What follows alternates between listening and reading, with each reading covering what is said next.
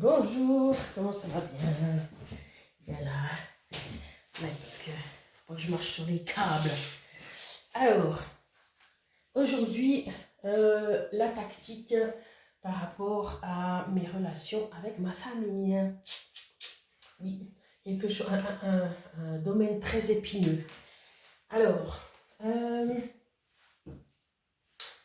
si une des choses que vous voulez améliorer dans votre vie, c'est les rapports avec votre famille, ou en tout cas ne plus souffrir de vos rapports avec votre famille, euh, donc c'est ce que vous allez mettre. Comment je souffre justement de ça. Vous mettez bien sûr avec qui, par exemple, ça peut être la maman, bien sûr, ça peut être le papa, ça peut être frères et sœurs, ou sœurs, pardon. Voilà. Puis ça peut être de la famille plus lointaine. Voilà. Plus lointaine, comme oncle, tante, grands-parents. Bon, c'est rare qu'on ait des problèmes avec les grands-parents. Enfin, c'est rare. C'est pas impossible, mais voilà. Donc, vous mettez avec qui, bien sûr, vous aimeriez régler justement un problème. Alors, il y a plusieurs façons de changer la situation. Une des façons, c'est de savoir si, je ne sais pas si c'est dans cet ordre-là, mais c'est de savoir si oui ou non, ça vous apporte de voir la personne. Est-ce que ça vous apporte quelque chose? Est-ce que ça m'apporte, on va dire, on peut dire quelque chose. On peut dire quelque chose ou du positif ou du négatif. Hein, parce que quelque chose, c'est déjà quelque chose. Après, si c'est négatif, évidemment que c'est à changer. Donc, est-ce que justement, si par exemple c'est avec ma maman, est-ce que je peux en retirer quelque chose de positif? Alors, le positif, c'est que ça reste ma maman. Donc, est-ce que vraiment je souffre trop et puis le choix c'est non, je ne vois plus? Donc, c'est là la question. Ben, si c'est je ne vois plus, en tout cas pendant un moment, c'est je ne vois plus. Problème réglé. Maintenant, si justement, pour plein de raisons, moi je ne citerai pas le respect, mais c'est aussi une raison valable. Mais pour moi, ce n'est pas une raison complète. C'est-à-dire que si je souffre et que je n'arrive pas à gérer la situation, je lâche. C'est une façon de faire. Après, si vous êtes obligé justement de fréquenter cette personne pour X raison, parce que vous avez choisi pour X raison, ça vous regarde, vous avez le droit, qu'est-ce que je mets en place quand je vois cette personne? Alors, bien sûr qu'elle aura des façons de faire qui sont toujours les mêmes. Vous avez une dynamique qui sera toujours la même. Si un des deux ne change pas, la dynamique est toujours la même. Donc, si vous souffrez, c'est que cette dynamique ne vous va pas. La seule personne plus ou moins qui peut changer, même complètement, c'est vous. Après, vous pouvez en parler avec la personne pour voir si elle est ouverte. Généralement, les personnes d'un certain âge, c'est très difficile de les faire changer. Ça ne veut pas dire que c'est pas possible, mais c'est très difficile. Donc, à qui ça revient le travail? À vous. Parce que c'est vous qui voulez que la relation soit positive. C'est pas on attend que l'autre fasse, parce que c'est à vous que ça pose problème. À l'autre, ben, ça le regarde en fait, même si ça peut sûrement lui poser problème aussi. Donc, du coup, qu'est-ce qu'on fait? Première chose, on peut lui parler. Donc, exprimer sa souffrance, bien sûr, ou peut-être que c'est pas une souffrance, hein, peut-être que c'est juste quelque chose qui dérange, mais bon, exprimer, on va mettre sa souffrance, et puis ses besoins. Donc ça, c'est très important, parce que ce qui nous unit tous, un langage universel, c'est les besoins. C'est pas moi, j'ai besoin de ma voiture pour aller bien, machin et tout. Non, ça, l'autre personne qui n'a pas besoin de sa voiture pour aller bien, elle ne va pas vous comprendre. Donc, ce n'est pas le point de ralliement. Le point de ralliement, c'est les besoins. J'ai besoin, j'aime me sentir fière de moi, ou j'aime me sentir, ça me rassure de, etc. Et bien ça, la personne en face, elle pourra comprendre, donc elle viendra sur votre terrain pour dialoguer. Sinon, c'est deux chemins comme ça séparés et vous ne pouvez pas vous entendre. Mais tout le monde peut se comprendre si on parle les mêmes mots. La misma, c'est idiomas, comme dirait une chanteuse, Gloria Estefan. Hablemos la misma idioma et puis tout le monde sera, et tout ira mieux parce que, voilà. Donc, exprimer ses besoins, sa souffrance, ses besoins. Voilà. Et puis, vous regardez justement si vous pouvez trouver un terrain d'entente. Donc, trouver un terrain d'entente. Trouver un terrain d'entente. Terrain d'entente. Moi, j'entre pas forcément dans les détails parce que c'est plus ou moins le chemin, ou peut-être que j'entrerai une autre fois, dans mon autre chaîne qui est la communication. Alors, lui parler, ok, exprimer sa souffrance, ses besoins. La deuxième chose, c'est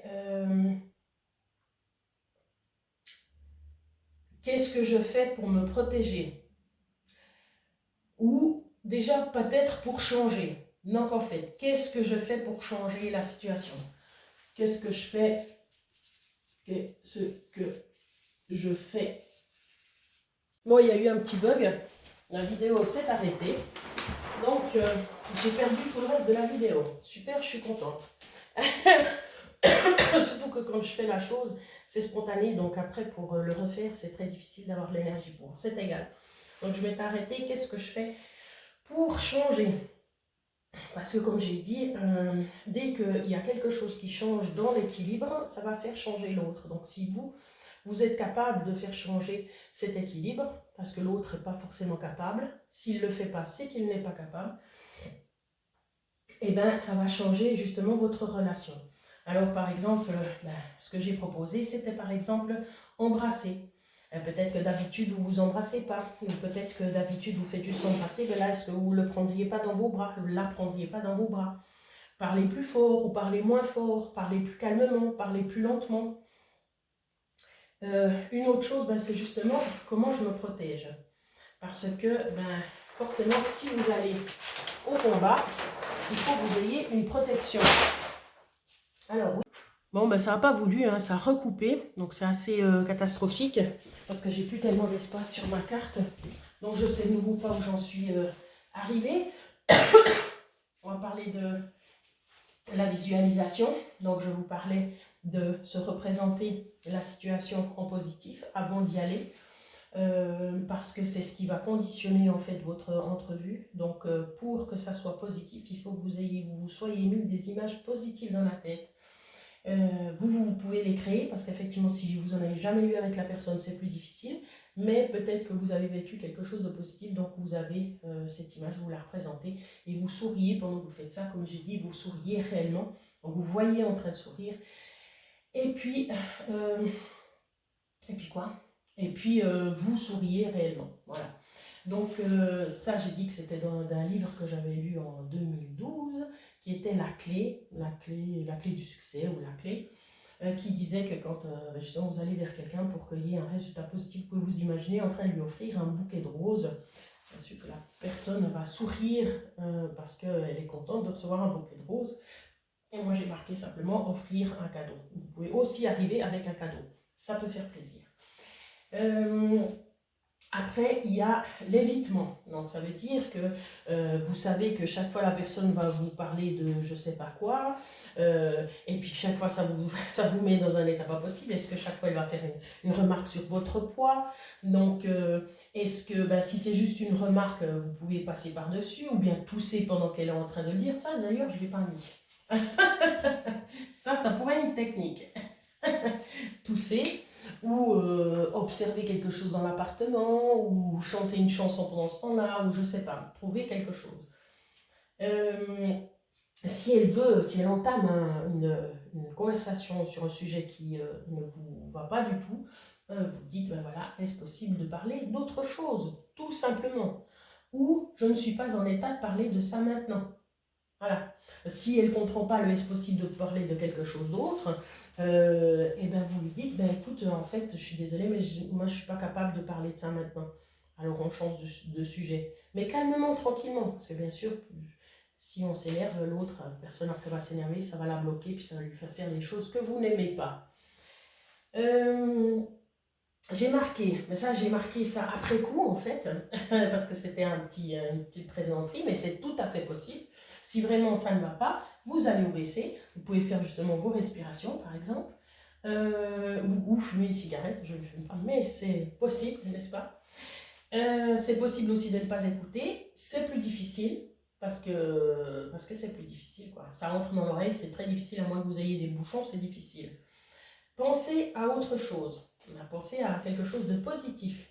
Donc, par exemple, si pendant qu'elle est en train de parler, alors qu'elle a passé par-dessus le fait que vous ne vouliez pas forcément parler de cette chose-là, eh ben, vous n'écoutez plus et puis vous imaginez justement, par exemple, des vacances à la plage, parce que comme j'ai dit, la plage, c'est quand même quelque chose que normalement qui est apprécié de tout le monde, enfin c'est égal. Bien sûr, vous faites vos propres images agréables dans la tête.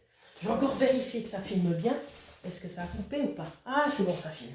Ouf, il a changé, il s'est mis sur la carte. Alors, autre chose, vous pouvez vous connecter à votre corps et ses sensations. Donc, je ne sais plus justement si c'était de la pleine conscience ou de la PNL ou ce qu'on veut, je m'en fiche. L'important, c'est justement que vous commenciez une énumération. Donc, j'ai marqué énumérer. Bon, c'est majuscule. Hein. Énumérer. Donc, par exemple, je sens mes pieds dans mes chaussures. Les chaussures sont un petit peu serrées. Les chaussettes sont comme ça. Mes mollets sont détendus. Les genoux sont un peu tendus parce que la chaise est trop haute, trop basse. Enfin, ça, c'est moi qui mets ça. Hein, mais vous pouvez dire ce que vous voulez. Hein. Voilà, mes fesses sont sur la chaise est un truc dur, enfin voilà. Et puis tout ça, ça fait que vous n'êtes pas là où... Normalement, ça vous aide à être là, mais en fait, à vous ancrer. Mais du coup, là, c'était plus la technique d'être en vous, avec le contact avec vous-même, plutôt que être à la disposition de ce qu'envoie l'autre, en fait. Alors, après, je ne sais pas ce que j'ai dit, vu qu'il n'y a rien d'écrit. Donc, c'était pour dire que vous n'étiez pas obligé de vous infliger ça. Oui, que c'était l'espoir. Parce que j'ai déjà parlé de l'espoir. Pour moi, l'espoir, c'est un peu destructeur parce que si on attend, c'est comme si on attendait quelque chose. L'espoir, c'est on attend quelque chose. Et on doit pas. C'est plus destructeur d'attendre quelque chose de ce qu'on fait que le contraire. C'est mieux de faire justement, de s'occuper de soi, de mettre les limites pour soi, de dire voilà, moi, c'est ce que je peux donner dans cette relation. Si ça ne va pas, je change. Si même en mettant toutes ces choses en place, ça ne va pas, j'arrête. C'est fini. C'est du masochisme et du non-respect de soi que de continuer une relation qui détruit. Alors oui, vous pouvez dire oui, mais quand même, déjà quand même c'est la famille. Non, ce n'est pas un argument. Non, parce que justement c'est encore plus dur de quitter la famille. Donc non, je trouve que c'est pas si un cadeau que ça. Donc c'est la famille, ok. Ma foi, voilà, ça va pas, ça va pas. J'essaye. Si ça ne va pas, pour X raisons, sans jugement aucun, parce que la personne n'est pas en faute. La personne est comme elle est. Autant vous devez être accepté comme vous êtes, autant elle doit être acceptée comme elle est. C'est pas, on juge pas, on n'est pas en train de dire que l'autre est pas bien, qu'elle ci, qu'elle ça, non. C'est elle est comme ça, elle est verte, maintenant qu'est-ce que je fais avec ce vert? Est-ce que ce vert je le supporte, oui ou non? Est-ce qu'il y a moyen de moyenner, oui ou non? S'il n'y a pas, c'est fini. On ne va pas se poser la question, c'est comme j'ai dit l'autre fois, on ne va pas se poser la question à chaque fois. Si tout d'un coup, après tant d'années, tout d'un coup vous sentez bien, puis il y a un élan qui sort, ben là l'élan vous dira, ah ben c'est bon, c'est qu'il y a une possibilité d'amélioration ou que vous allez supporter, etc., etc. Mais sinon, non. C'est par respect pour vous. La vie est déjà tellement compliquée. Il faut la simplifier. Il faut enlever ce qui ne va pas. Autant sur ce que je vous ai dit avant, voilà, on cherche ce qui ne va pas et on le traque jusqu'à qu'on ait trouvé où l'origine ou comment le résoudre. Après on le résout, après on n'en parle plus. C'est plus un problème. Même comme ça, même en faisant ça, votre vie ne sera pas parfaite. Ne vous en faites pas, il y aura toujours quelque chose qui ne va pas. Mais pour se respecter, pour respecter ses envies, pour respecter ses besoins et tout, c'est une bonne technique pour y arriver, voilà. J'espère que la vidéo sera allée jusqu'au bout cette fois, hein, parce qu'au bout de 3e fois que je la répète, voilà. Bon, j'ai sûrement pas tout dit, mais prenez soin de vous, occupez-vous de vous, vous le méritez, c'est vous le centre de votre vie, donc c'est ça le plus important, c'est pas les autres. Oui, vous avez des enfants, mais le plus important, c'est vous. C'est pas genre, les enfants n'existent pas et puis on va s'en occuper, pas s'en occuper, c'est pas du tout ça. Si vous n'êtes pas bien avec vous-même, vous ne transmettez pas le mieux que vous pourriez transmettre à vos enfants. Alors c'est pas grave, parce qu'on ne juge pas. Vous êtes comme vous êtes, mais l'important c'est quand même vous, donc il faut vous occuper de vous. Il faut que vous soyez bien. Et après, vous donnez que du bien, parce que vous êtes bien. Si vous vous occupez pas de vous, puis qu'à chaque fois que vos enfants disent quelque chose, vous partez ou vous êtes en colère ou vous êtes triste, c'est très difficile à vivre pour les enfants. Toujours sans jugement. Donc, c'est leur rendre service, ou c'est par amour aussi pour eux que vous allez vous occuper de vous. Par amour aussi pour ceux qui vous entourent. Voilà. J'espère que ça va jusqu'au bout. Prenez soin de vous.